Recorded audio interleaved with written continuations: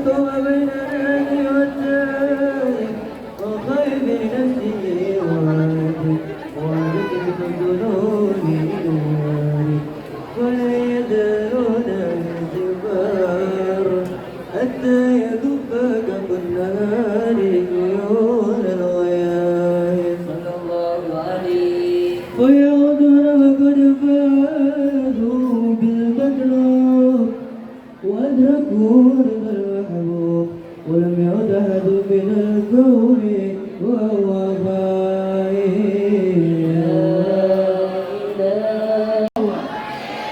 dan jangan lupa menjadi anak-anak yang bisa membanggakan kedua orang tua, insya Allah.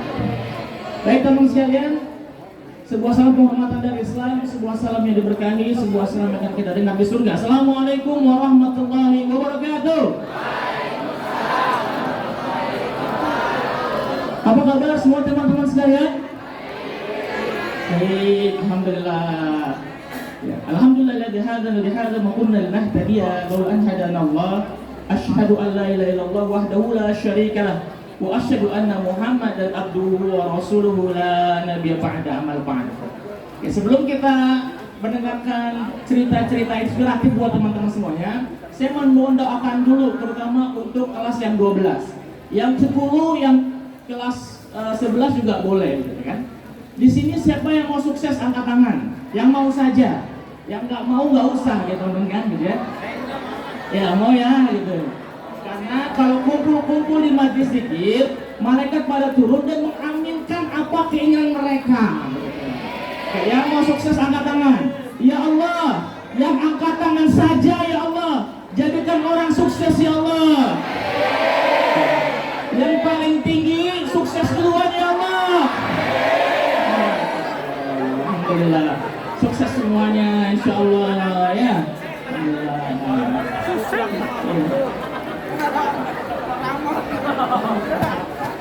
Baik teman-teman sekalian, tadi pagi habis subuh gitu kan, keluar masjid itu hujan tuh.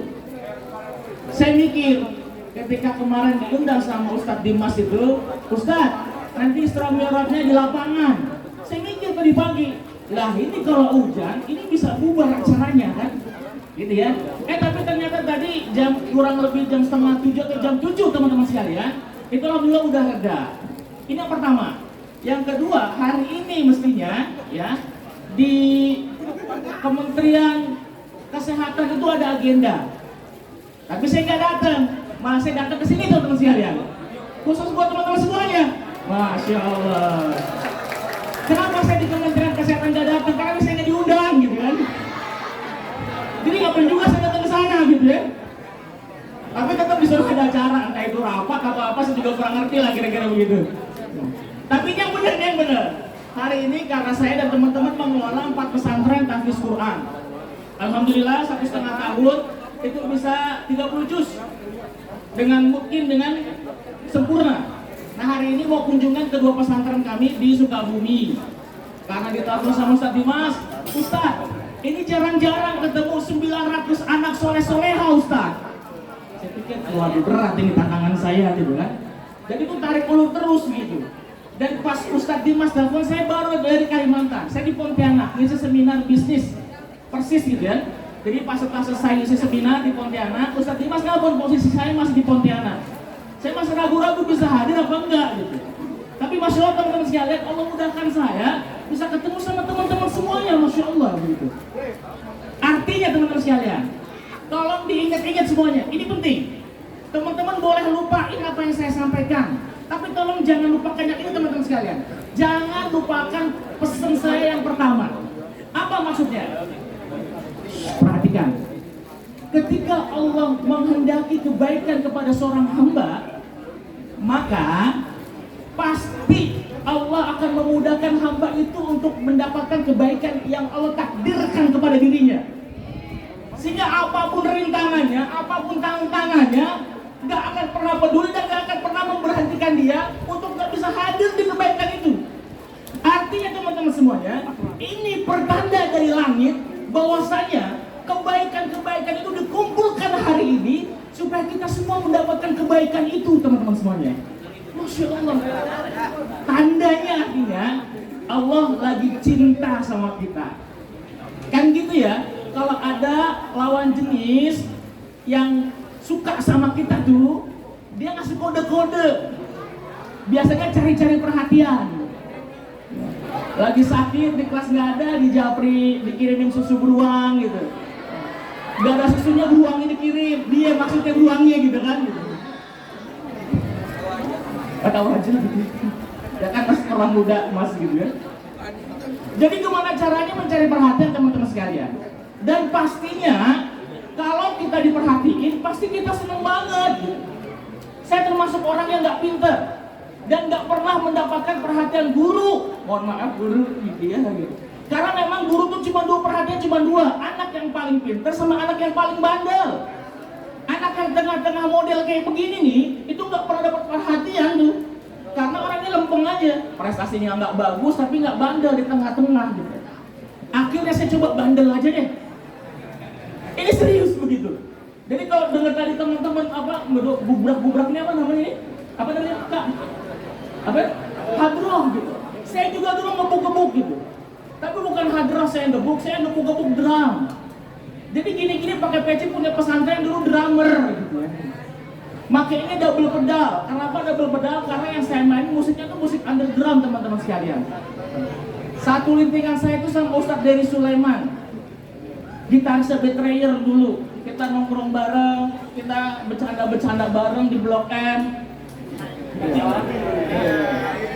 Jadi anak nongkrong gitu ya. Zaman kita dulu, tadi saya kagum banget ketika lagu tadi, nasyid lah kalau kita bilang ya, tentang Tola Al-Badru. Zaman kita dulu nggak ada yang bisa nyanyi begitu. Karena tahun 90-an kan masuknya MTV itu ya musik-musik punk alternatif tuh yang lagi rame gitu ya.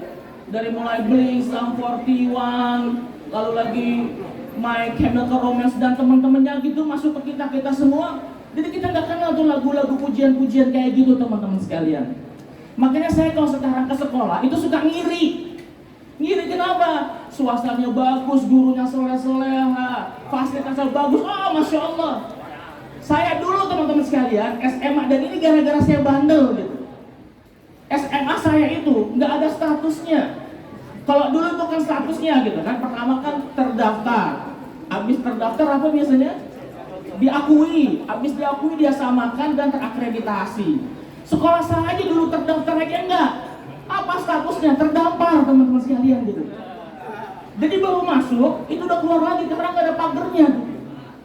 Jadi daripada begitu udah kita bingung, udah kita nongkrong aja nggak jelas.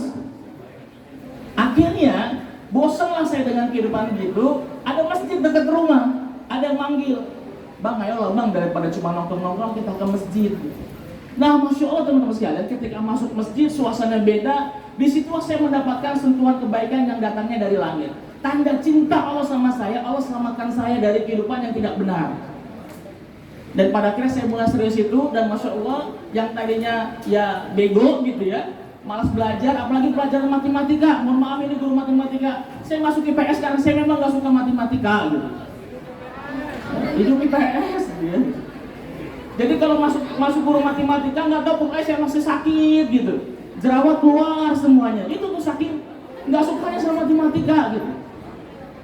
Tapi maksudnya teman-teman sekalian, ketika saya dekat masjid menjaga sholat saya, alhamdulillah. Pas dulu namanya UMPTN ya Bu. UMPTN itu ujian apa tuh? Ujian masuk perguruan tinggi negeri lah kira-kira gitu. Saya nyoba teman-teman.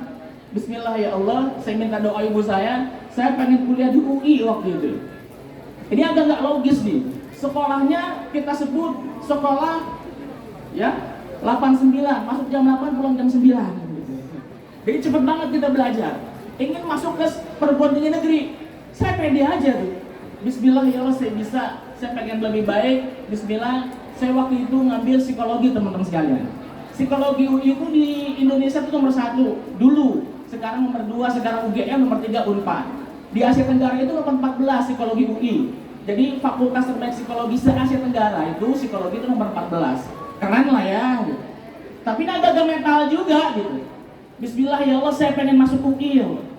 Apa yang terjadi teman-teman sekalian? Masya Allah, itulah keajaiban-keajaiban datang. Model orang kayak begini nih, yang belajarnya malas, yang kerjaannya cuma main, seneng main musik, ngedobrak-dobrak drum gitu di rumah. Allah izinkan saya bisa kuliah, studi di Universitas Indonesia Fakultas Psikologi. Masya Allah.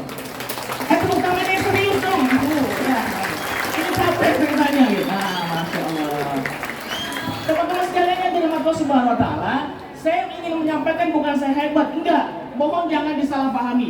Saya mau bilang begini, kalau saya punya keterbatasan luar biasa saja bisa meraih apa yang saya inginkan, teman-teman punya guru yang terbaik, punya fasilitas yang lebih baik, akan sangat jauh lebih mudah untuk mewujudkan mimpi besar teman-teman semuanya, insya Allah. Jadi nggak usah ragu gitu. Kayaknya saya nggak bisa nih jadi baik. Kayaknya saya nggak bisa mendapatkan apa yang saya inginkan. Salah itu teman-teman sekalian. Yuk contoh nih model orang kayak begini nih. Alhamdulillah, Masya Allah bisa mengelola 4 pesantren. Target kami 1000 pesantren penghafal Quran. Minta doanya teman-teman sekalian ya, semoga Allah mudahkan. Dan karena ngurusin pesantren, Alhamdulillah diamanahkan bikin usaha untuk usaha jalan-jalan. Saya punya usaha bisa jalan-jalan ke Eropa, ke Asia, Masya Allah. Nah, nanti semoga bisa ada ikut saya ya, gitu ya. Kita jalan-jalan ke pinggiran Georgia, ke Black Sea.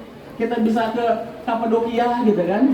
Nah, it's my dream, bakar, gitu ya. Ini foto lagi di belakangnya ini di Istanbul, gitu. Nah, jadi Turki itu dibagi 2 teman-teman sekalian. Ada Eropa, ada Asia. Nah kalau di Eropa teman-teman enak tuh. Turki tembus lagi ke Georgia, masuk sedikit lagi nanti ke Rumania, masuk lagi ke Bulgaria, nanti masuk ke Rusia, nanti masuk ke Eropa dan semacamnya. Dan perjalanannya cukup bisa pakai dengan kereta, kayak dari sini ke Bandung. Biayanya murah, Masya Allah. Murah banget. Murah banget ya gitu. Nah, semoga kita gak ikutin yang begituan ya. Sukses kita mulia semua insya Allah. Gak perlu social climber, tapi suksesnya bermanfaat insya Allah begitu kan. Nah, ada satu pengalaman perjalanan saya, travel saya menarik ketika saya masuk ke negeri Oman teman-teman sekalian. Negeri Oman itu tidak terlalu besar, dan jam sibuknya nggak sibuk-sibuk banget. Di sana mulai sekolah jam 9. Jadi mulai sekolahnya aktivitas kerja itu jam 10. Nanti jam 2 itu udah pulang lagi. Jadi suasana itu tenang aja begitu. Karena mereka tuh kayaknya luar biasa. Jadi kalau ada yang nikah, nah ini rahasia. Kalau mau nikah, lu pada ke Oman aja dah gitu ya gitu. Jadi siapa aja yang nikah nih sama orang Oman itu dikasih fasilitas 2. Yang pertama dapat rumah gratis sama isinya, ya, bukan sama penghuninya ya. Pak Haji mohon maaf gitu. Sama isi rumahnya, bukan sama punya rumahnya gitu. Yang kedua dikasih lahan kurang lebih 600 meter. Itu gede banget teman-teman sekalian, Masya Allah. Dan 4 anaknya dijamin tuh kebutuhan sekolah dan segala macam, Masya Allah. Artinya saya berpikir begini, kalau negeri Oman kecil gini aja bisa mengelola asetnya, bisa menjadikan masyarakat yang makmur, saya mikir kenapa Indonesia nggak bisa? Teman-teman sekalian, ini rahasia. Kenapa Turki nggak mau jauh-jauh sama Rusia, tapi kok kemarin deket datang sama Israel? Ngobrol bareng tuh Perdana Menteri Israel sama Abang Erdogan. Tahu nggak rahasianya apa? Turki itu punya pipa, yang pipa itu melewati negara Rusia sampai tembus Ukraina. Nah, nanti dibelokin itu bisa menjadi kebutuhan gas di seluruh Eropa. Karena Eropa selama ini dibutuhkan gasnya sama Rusia. Sehingga NATO pengen berikan diboykot supaya Rusia nggak bisa dagang lagi di Eropa. Ini kita belajarnya keren nih gitu.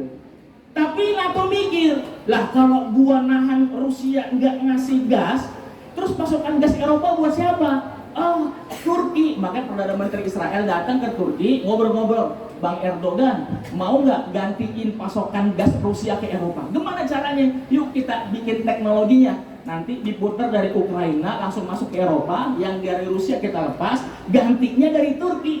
Wow, itu kan keren banget. Saya mikir teman-teman sekalian, di Eropa yang kita lihat begitu luar biasanya itu, ternyata gasnya itu dari negara Rusia. Kita teman-teman sekalian, itu nggak perlu itu kirim-kirim gas, justru sebaliknya, kita bisa kirim mayoritas ke seluruh negara Asia. Ini bumi yang kita injak, teman-teman sekalian. Pertanyaannya, kok bisa kita miskin? Berarti ada orang-orang yang bermasalah yang mengelola. Saya mau nanti negeri ini dikelola sama anak-anak SMA 12 Bekasi, insya Allah. Yang baik, yang soleh, yang lurus, supaya nanti kita bisa mengentaskan kemiskinan. Dan sangat mungkin kita lebih hebat daripada Turki, sangat mungkin kita lebih hebat daripada Oman, sangat mungkin kita bisa lebih hebat daripada Rusia, teman-teman sekalian. Kita ini nggak pernah habis, sumber daya kita nggak pernah habis. Cuman masalahnya dikelola dengan cara yang tidak benar. Nah, sehingga butuh ada orang-orang yang jujur, ada orang-orang yang baik, yang insya Allah orang-orang jujur itu, orang-orang baik itu bisa menjadikan negeri kita ini menjadi lebih baik.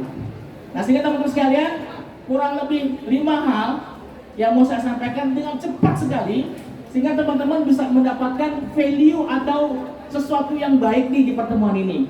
Ya, sehingga saya mau izin banget sama teman-teman semuanya, handphonenya disimpan dulu, ngobrolnya ditahan-tahan dulu deh gitu.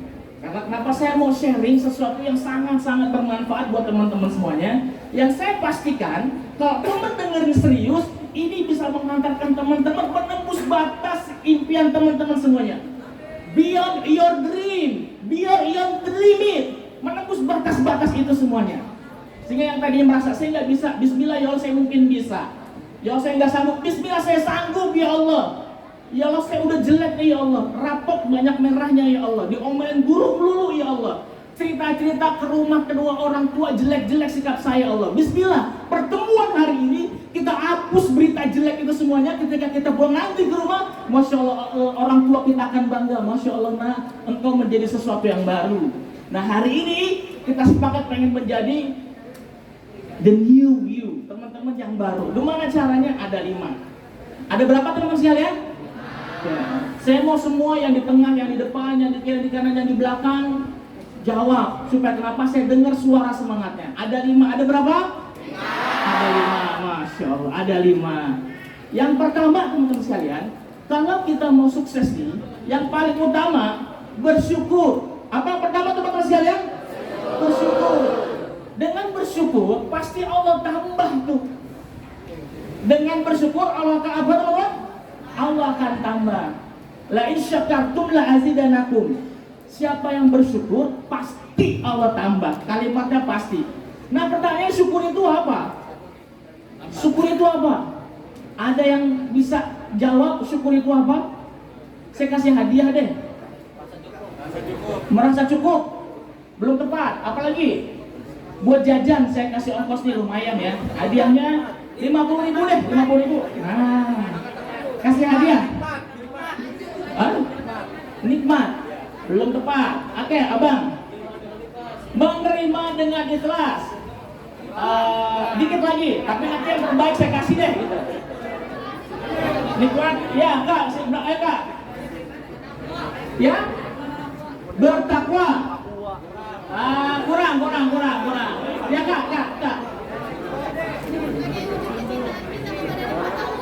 Apa? Bersyukur itu sebagai berterima kasih wujud cinta kita karena Allah ngasih nikmat kepada kita. Ini cakep nih. Masya Allah. Aduh, seru. Lagi. Ya, ini kalau selama model begini 2 hari juga teman-teman seneng gitu kan. Saya begitu kan. Tinggal nanti saya minta donatur dari Pak Haji Hadianto donatur gitu begitu Masya Allah. Siap, nanti ada pertanyaannya lagi. Gini teman-teman sekalian. Ketika kita bilang bersyukur, syukur itu nggak cukup ya Allah, ini mata masih bagus ya Allah, alhamdulillah. Mohon maaf teman-teman, ini nggak benar. Jadi syukur itu bukan sekedar mengatakan alhamdulillah mata saya masih baik-baik saja. Enggak teman-teman, nggak benar ini namanya. Syukur itu, nih, ingat nih. Syukur itu adalah mengekspresikan kenikmatan Allah dengan cara yang baik dan benar, dan Allah suka. Jadi kenikmatan yang datang kepada kita sampai saat ini tampakkan kepada Allah dengan menggunakan sesuai dengan peruntukannya. Contoh, teman-teman dikasih mata nih, nggak cuma saya alhamdulillah yang lain pakai kacamata, saya nggak pakai kacamata. Bukan itu. Peruntukan mata itu untuk apa teman-teman? Untuk melihat. Nggak cuma sekedar melihat, tapi dipastikan melihat yang baik-baik. Nah, belum saya jelasin udah ngerti nih teman-teman nih. Apalagi yang cowok-cowok lu pada ngerti ya lo gitu kan. Ya. Contoh teman-teman sekalian, teman-teman punya handphone, teman-teman matanya masih bagus gitu. Nah pertanyaannya, mata ini digunakan buat apa? Untuk melihat handphonenya. Kalau ada orang punya mata lalu digunakan untuk maksiat, ini gak bersyukur. Dia kufur nikmat, salah penggunaannya. Inna adzabi lasyadid kata Allah. Orang-orang yang menggunakan kenikmatan yang Allah kasih yang nggak diperuntukkan dengan baik, Allah akan azab. Bukan dikurangi kalimatnya, tapi Allah akan azab. Ya contoh tadi kan, murah banget gitu. Sosok gayaan, sosial climber dan segala macam mudah bagi Allah teman-teman sekalian. Allah cabut tuh. Sehingga teman-teman sekalian yuk kita evaluasi, ini mata teman-teman buat apa tuh? Ada yang matanya kalau dinasihatin orang tua langsung melotot tuh ada. Siapa ya kira-kira? Ya. Jangan nunjuk-nunjuk asisten Pak. Astagfirullahaladzim, ini kayaknya saya nih ya Allah gitu. Nah teman-teman sekalian, pertanyaannya sederhana banget. Kalau teman-teman matanya nggak terganggu, mestinya digunakan dengan yang baik-baik. Di Mesir ada namanya Zaid, usia 4 tahun. Zaid ini ketemu sama ayahnya. Ayah tolong bantu Zaid mau jadi penghafal Quran. Perjalanan ke rumah Quran itu 20 km, jadi pulang pergi 40 km naik motor. Ayahnya berangkat pulang dampingi. Setiap hafalan si Zaid itu dicatat, ditaruh di dashboard motor. Zaid suruh ulang-ulang, ayahnya itu untuk mereview hafalannya. Gak sampai 1 tahun, Zaid hafal Quran. Mungkin kalau teman-teman dengar hafal Quran itu biasa. Apa yang membedakan Zaid teman-teman sekalian? Zaid itu buta matanya, gak bisa melihat permanen sejak lahir. Sehingga kisahnya menjadi viral, bisa menjadi viral gitu kan. Aduh, jadi susah begini ngomongnya gitu ya. Ini jadi viral ke seantero negeri Afrika karena memang Mesir di Afrika gitu. Datanglah para TV lokal untuk mewawancari si Zaid. Ada 2 pertanyaannya teman-teman sekalian. Dan kalau saya sih merinding, tapi nggak tahu teman-teman ini rasanya gimana gitu ya. Si Zaid ditanya pertanyaan pertama, wahai Zaid, kalau hari ini engkau mau berdoa dikabulkan, apa doamu? Mungkin bagi kita orang awam teman-teman sekalian, si Zaid akan berdoa, ya Allah tolong jadikan mata saya bisa melihat, sehingga ketika saya tilawah Quran jadi lebih mudah. Saya pun juga akan berpikir demikian. Masya Allah, ternyata anak 4 tahun doanya nggak begitu. Apa kata si Zaid? Kalau hari ini aku berdoa kepada Allah dan Allah kabulkan doaku, maka aku akan berdoa. Langsung di-zoomkan, kayak di film sinetron gitu kan. Dia kan lagi critical point-nya tuh, diambil mukanya, disorot gitu. Langsung dia bilang begini, dia angkat tangan, ya Allah, jadikan Zaid buta sampai hari kiamat ya Allah. Karena dengan butanya mataku ini ya Allah, aku bisa menghafal Quran.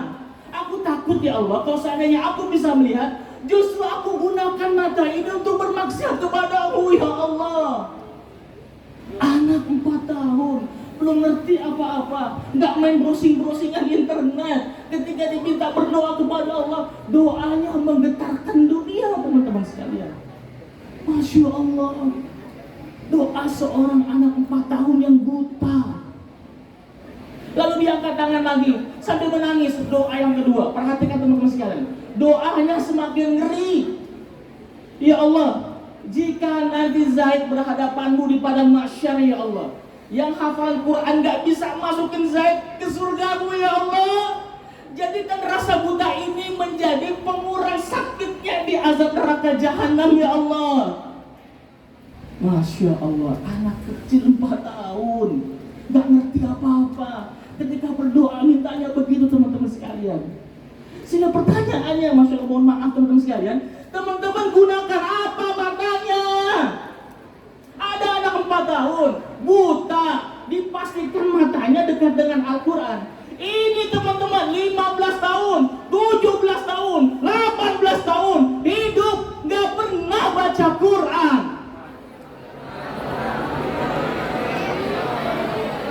Astagfirullahaladzim. Nanti sampai rumah saya kasih PR. Nggak ada bawa Quran ya. Nanti sampai rumah, iya. Nanti sampai rumah, boleh deh. Yang paling gede. Nah ini, yang bagusan dikit. Berapa harganya bang? Nanti sampai rumah, ini PR buat teman-teman semuanya. Taruh Quran yang paling gede di rumah, taruh. Terus teman-teman duduk, nggak usah baca, jangan dibaca, nggak usah. Bilang seperti ini PR-nya. Ya Allah, kemaksiatan besar mata ini apa ya Allah sehingga nggak bisa baca Quran ya Allah? Apa kemaksiatan yang kulakukan dengan mata ini ya Allah sehingga begitu berat untuk membuka Al-Quran ya Allah? Nanti teman-teman di rumah coba praktekkan itu. Karena kemuliaan itu tidak pernah bisa bercampur dengan keburukan. La talbisul haqqa bil batil kata Allah. Dan kebaikan itu nggak bisa bercampur dengan keburukan. Pengen dekat dengan Al-Quran, nggak bisa. Pasti orang itu bermasalah. Terutama matanya teman-teman semuanya. Ini bahaya sekali teman-teman sekalian. Nanti di hari kiamat ada 2 amal, dia merengek-rengek kepada orangnya tuh. Ketika hari kiamat semua pada kebingungan, nggak ada yang bisa nolong. Tiba-tiba ada amalan datang kedua minta sama Allah. Ya Allah, karenaku ya Allah, dirinya berlapar-lapar ya Allah. Izinkan aku menjadi pelindung di hari kiamat. Apa kata Allah? Engkau aku izinkan untuk memberikan perlindungan. Amal ini yang pertama amalan puasa. Insya Allah nanti kita akan berpuasa nanti. Yang kedua, yang nggak kalah merengek-rengeknya, datang secepat kilat, merengek-rengek, nangis-nangis sama Allah. Ya Allah, karena dirinya kesakitan, karena diriku matanya selalu terjaga, karena dirinya betul-betul menjaga dari hal-hal yang buruk. Hari ini ya Allah, ketika nggak ada yang bisa nolongin dia ya Allah, biarkan aku menjadi penolong dia ya Allah. Apa kata Allah? Engkau kuberikan hak untuk menolong orang tersebut. Apa amal itu? Tilawatil Quran. Al-Quran yang akan melindungi dirinya. Setiap mayat masuk ke dalam kubur, maka semua orang akan ditekan. Dan ditekan. Siapapun, sampai para sahabat pun merasakan tekanan sakitnya alam kubur. Saya pun juga demikian walaupun saya ustaz. Saya pun juga akan merasakan juga tekanan sakitnya alam kubur. Walaupun saya punya pesantren menghafal Quran, karena kata Nabi semua, mohon maaf, kepala sekolah juga dapat pak, gitu ya. Ada jatah juga gitu ya. Karena semuanya tuh kita dapat tuh semuanya. Tapi nanti amal-amal itu akan melapangkan. Ada makhluk tampan rupawan, cantik jelita, wanginya luar biasa, datang menegur orang yang berada di dalam kubur tadi. Wahai hamba Allah, engkau nggak perlu khawatir, aku akan mendampingimu sampai hari kiamat. Siapa teman-teman sekalian amalan itu? Amal itu adalah Al-Quran. Sehingga pastikan kita bersyukur kepada Allah Subhanahu Wa Taala. Yuk kita gunakan apa mata kita. Yang kedua kaki kita nih, mohon maaf gitu. Teman-teman sekarang nggak perlu pakai kaki. Zaman saya dulu itu baru lulus SMA, kalau mau ngaji itu ke Salemba, di UI Salemba. Kenapa ngaji di sana? Supaya kumpul satu frekuensi sama senior-senior UI di sana, yang lurus-lurus, yang baik-baik. Kita naik kereta dulu, keretanya nggak keren kayak sekarang. Itu di tengah-tengah kadang-kadang bolong gitu, kadang-kadang udah rantainya udah mau copot gitu. Jadi naik kereta tuh kita istighfar aja bawaannya, takut kenapa-napa. Teman-teman, untuk mendapatkan akses kebaikan mudah banget. Nggak perlu jalan, motor ada 2-3 di rumah. skateboard juga ada, inline skate juga ada, gitu kan. Semuanya ada di rumah. Sehingga kalau Allah memberikan kemudahan kita bisa berjalan kayak begini, kaki kita digunakan untuk apa? Masjid dekat dari rumah, 2-3 meter doang, kepleset pun juga nyampe. Jangankan azan, udah komat nih, udah komat teman-teman sekalian, nggak mau ke masjid. Ini ada apa di kakinya? Di IG-nya ketika ke Gunung Bromo misalkan, selfie-selfie. Ke Gunung Slamet gitu kan, selfie-selfie. Ke Merbabu, selfie-selfie. Cuman ketika di scroll ke bawah, scroll sampai bawah, scroll sampai bawah, scroll sampai bawah gitu, kok nggak ada yang di depan masjid atau dekat imam. Imam maksudnya kita selfie dulu, cetrik kayak gitu. Agak ada tuh. Kayaknya ternyata masjid lebih sulit ditaklukkan dibandingkan dengan gunung-gunung yang tingginya beribu-ribu meter itu. Motornya ada, bensinnya dicukupi, bahkan ATM-nya pun terisi, GoPay, dananya penuh semuanya sama orang tuanya. Tapi kenapa kok sulit ya untuk bisa masuk ke masjid? Pertanyakan, oh jangan-jangan ya Allah, maksiat saya terlalu besar sehingga saya nggak bisa melakukan kemuliaan-kemuliaan itu ya Allah. Karena bisa dipastikan teman-teman semuanya, orang yang banyak dosanya tuh sulit untuk melakukan kebaikan-kebaikan. Nah hari ini, yuk sama-sama kita beruntung. Allah kumpulkan kita dalam sebuah momentum penuh dengan kebaikan. Bersyukur sama Allah. Yuk tanamkan kepastian dalam diri kita nih semuanya. Hari ini teman-teman sekalian, ucapkan dalam hati teman-teman sekalian, ini tanda Allah cinta sama saya. Dikumpulkan dalam momentum Isra Mi'raj. Sehingga kalau teman-teman terus tanamkan dalam diri ini, insya Allah pasti pulang nanti menjadi pribadi-pribadi yang selalu berubah insya Allah. Amin ya. Setuju teman-teman? Siap berubah? Ya, yang siap yang sebelah sini keren banget, yang sini nggak berubah gitu. Siap berubah teman-teman? Masya Allah siap. Ya. Nanti kalau siap takbir gitu ya. Siap teman-teman? Takbir. Wow, keren. Ini sebentar. Ini ada peristiwa yang baru kali ini saya dapat nih. Saya mau kasih tahu karena saya kebagian luar biasa. Kalau acara Maulidan, Isra Mi'rajan gitu ya, di banyak-banyak sekolah itu susah tuh dapat momentum kayak begini. Tenang, santun, mau dengerin. Biasanya tuh anak sekolah tuh gaduh semuanya nggak bisa ngedengerin. Tapi ini luar biasa teman-teman semuanya. Tepuk tangan buat teman-teman, Masya Allah luar biasa, Masya Allah. Dahsyat. Saya senang sekali ini, Masya Allah.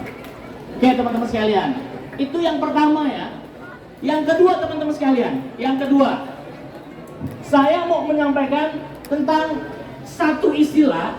Istilah ini yang insya Allah akan membuat teman-teman terbang tinggi, melompat, bergerak dengan cepat. Istilahnya tolong diingat-ingat, atau mungkin nanti jadi status WA, atau nanti jadi caption di media sosial teman-teman semuanya. Apa itu? Rise above the crowd. Diulang, 1, 2, 3. Rise above the crowd. Apa itu maksudnya? Rise itu melompat. Rise, ya juga ya bisa jadi. Bisa pakai C gitu ya, gitu. Rise itu bangkit. Above the crowd, dari kerumunan. Saya pengen informasikan terutama buat yang kelas 12. Lulusan SMA itu pasti akan jauh lebih banyak sekali. Dan total pelajar yang ada di Indonesia itu hampir kurang lebih 30 jutaan anak SMA. Ketika keluar semuanya, ini yang sering saya bilang the crowd atau kerumunan. Duduk-duduknya kita ini kerumunan teman-teman semuanya. Allah Subhanahu wa Ta'ala memberikan satu talent, satu potensi di kita semuanya yang kalau kita nggak gunakan, kita cuma berada di dalam crowd itu, kerumunan. Jadi gimana caranya kita melompat dari kerumunan? Yuk, use your potential. Gunakan potensi yang Allah berikan oleh teman-teman semuanya untuk menjadi orang-orang yang rise above the crowd. Karena kenapa teman-teman sekalian? Kalau orang hadir cuma dalam crowd aja, gitu, dia nggak punya value, dia nggak punya nilai, dia nggak punya harga tuh. Sehingga pada saat mau naikin karir di perusahaan, nggak ada sesuatu yang bisa diceritain yang perusahaan itu mau meng-hire kita. Perusahaan sekarang Yang ingin dicari, kita punya value apa? Yang value ini bermanfaat sama perusahaan. Sehingga kalau kita cuma cari sekedar bagian dari crowd ini, maka kita seperti jutaan orang yang bingung mau ngapain. Mereka berada dalam kerumunan. Sehingga pertemuan hari ini teman-teman sekalian, yuk pastikan kita menjadi siswa-siswi di Bekasi yang rise above the crowd, melompat dari kerumunan. Sehingga orang melihat kita udah gak ngeremehin kita lagi.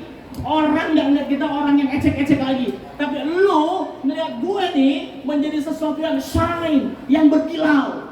Gimana caranya? Ayo kita rise. It's time to rise teman-teman sekalian. Ayo kita bangkit sekarang. Buktiin sama orang. Buktiin sama mereka yang sekarang ini remehin kita tuh. Gue bakal buktiin sama lo gak mengira gua seperti itu. Mengapa demikian? Allah ingin kita menjadi orang-orang hebat.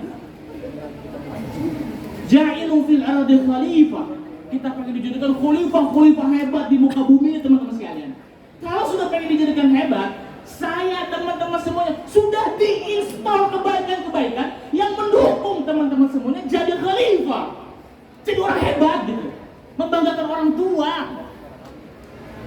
Use it or leave it. Gunain sekarang supaya teman-teman bisa rise. Karena kalau enggak, kita cuma sekedar kerumunan. Saya mengalami bagaimana sekedar menjadi remaja kerumunan waktu itu. Yang tadi mohon maaf saya bilang sama guru-guru, saya pinter enggak, nakal juga enggak. Saya berada di tengah-tengah crowd, sehingga saya seolah-olah enggak berharga. Sehingga pada saat ini ketika Ustadz tolong isi pengajian di sini, Ustadz tolong pengajian ini, itu karena kita rise teman-teman sekalian. Yang saya ingin, gimana cara kita menjadi banyak manfaat untuk orang lain. Sehingga teman-teman sekalian, terutama yang kelas 12, keluarnya teman-teman dari SMA 12 ini bukan selesai. This is not the end, but this is beginning. Mulai di situ karir hidup teman-teman semuanya. Pastikan langkahnya mau kemana, pastikan arah hidup teman-teman mau kemana, pastikan semuanya segala sudah diatur supaya nanti kehidupan teman-teman menjadi kehidupan yang terbaik. Siap untuk rise above the crowd teman-teman sekalian? Siap untuk rise? Siap untuk rise? Takbir! Yuk sama-sama kita rise. Kita bangkit dari keterpurukan kita. Yang ketiga, mau izin sama panitia, nanti setelah tausiah selesai, selanjutnya apa? Langsung doa. Yang doa siapa? Bunda? Bu? Oh, langsung saya langsung tutup begitu ya? Oke, baik. Kalau begitu, karena kita ada doa, tadi saya janjinya 5, saya kasih 3 aja dulu. Yang ketiga ya, yang ketiga. Nah ini kalau udah kayak begini seneng nih jamaah, alhamdulillah gitu ya, di korting gitu ya. Oke. Teman-teman sekalian yang dirahmati Allah Subhanahu Wa Taala, ini penting terakhir pesan saya nih, dan saya langsung mengalami sendiri. Dan ini ulama sepakat teman-teman semuanya, sepakat. Yang di ujung, yang sebelah kiri, sebelah kanan, yang di belakang, yang di tengah, tolong dengarkan yang nomor 3 ini. Dan ini ulama sepakat. Kematian seseorang bergantung dengan kebiasaannya. Saya nggak ngomong tergantung, kalau tergantung di atas itu. Bergantung itu menandakan. Gitu ya. Saya ulangi, kematian seseorang bergantung kepada kebiasaannya. Apa maksudnya Ustaz? Kalau dia punya kebiasaan positif, yang dia lakukan every single day, they do the habit, maka dipastikan dia akan mati sesuai dengan habitnya seperti itu. Sehingga mohon maaf, kalau ada orang yang habitnya atau tindakannya, perbuatan itu terus dan itu jelek yang Allah nggak suka, bisa dipastikan nanti dia akan meninggal kayak begitu tuh.